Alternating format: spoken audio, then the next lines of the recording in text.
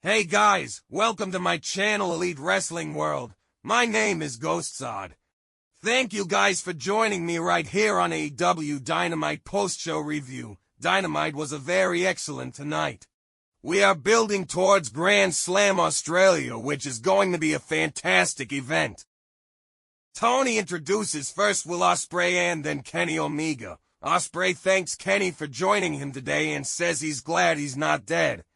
He can't remember the last time they were in a ring without throwing punches. He says Omega came back at a bad time. Jon Moxley's running the world title scene and he wants to fight his way over there. Kenny grabs the mic and says the last time they fought was at Forbidden's Door, where Ospreay nearly broke his neck and stabbed him with the same screwdriver Don used months before, and Will is no better than him, because he was trying to prove that he's the best. Well, not only did Omega not believe he was better than him, he sure as hell doesn't believe he is now, and it took diverticulitis to show people that Ospreay even exists, so congratulations on being number 2, and there is no chance in hell he'll trust someone like Will. Ospreay gets in his face, but Callis appears on the stage. Omega rushes him and Don falls back, letting Konosuke and Kyle Fletcher do his fighting for him. Mounted punches in the corner. Konosuke takes Ospreay from behind, but Omega is right on him. Terminator dive. Ospreay ducks and takes it to Lance with elbows. Takeshita takes Omega back out through the crowd. Stereo moonsaults from high places. Will and Kenny climb the lighting stand together. Kenny says everybody saw what they did to Callis boys. Will wanted an apology, and maybe he should apologize. He should have trusted Ospreay, and at Grand Slam Australia he wants him and Will against Fletcher and Takeshita. Now hit his music cause he's scared of heights. What an opening to Dynamite we have. Excellent segment. Next is Hart Syndicate versus Private Party for AEW World Tag Team Championship. Lashley and Quen to start. Hart Syndicate working Quen over. Quen with a 450 splash. Lashley breaks it up. Bob chokeslam's Mark. Shelton with a rising knee on Cassidy. Hart Syndicate win by pinfall with a spear, becoming your new World Tag Team Champions. Tony Storm is interviewed backstage when Holly Cameron pinballs into camera wanting to wrestle in Australia. Storm says there's no reason she can't wrestle in Australia, and they talk. Next is AR Fox versus Swerve, fighting over a suplex early on. Fox cuts Shane off with a kick and we see Ricochet walking backstage. Swerve is in control, but Fox cuts him off with ADDT in the ropes. AR goes for the 450 splash. JML driver reversed into a victory roll. House Call follows it up. Swerve off the top. Swerve wins by pinfall with the Swerve Stomp. Post-match, Ricochet gets on the Tron and says next week everyone will be forced to hear everything he has to say. He's holding scissors to Nana's throat and says he needs him alive to tell Swerve that this may be his house, but there's a new landlord in town.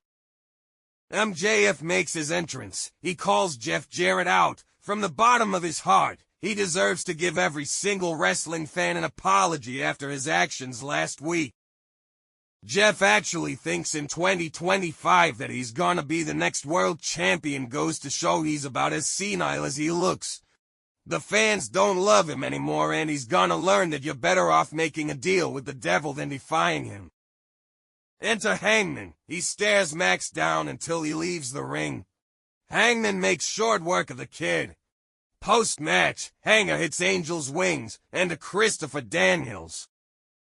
Page walks up to him and Daniels says he's gonna regret that, because after that Texas death match, his doctors have advised him to never wrestle again. He's sorry and he hopes Adam can be happy. Next is Jamie Hayter versus Julia Hart. Hayter throwing Hart into the barricades repeatedly. Back inside, missile dropkick connects, but Julia kicks out. Hart is up top. Hayter cuts her off. Back on the mat, Spine Buster gets a near fall. Octopus hold applied by Hart. Hayter reverses to a backbreaker hold.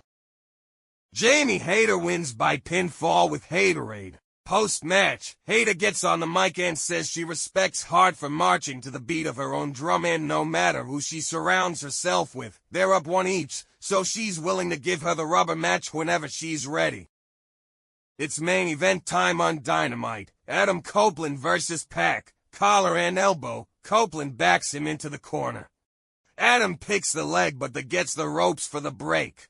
Shoulder block, slingshot over. Copeland slides to the floor. Kick to the knee cuts Adam off, smashing his neck into the edge of the ring and then puts boots to his injured neck. PAC has a reverse chin lock in to grind him down. Snap suplex follows it up, laying in wait, Impaler connects, but he's slow to capitalize. Fireman's carry, countered into the brutalizer on a standing Adam Copeland. Out of that German suplex, Copeland is so stunned that referee checks on him.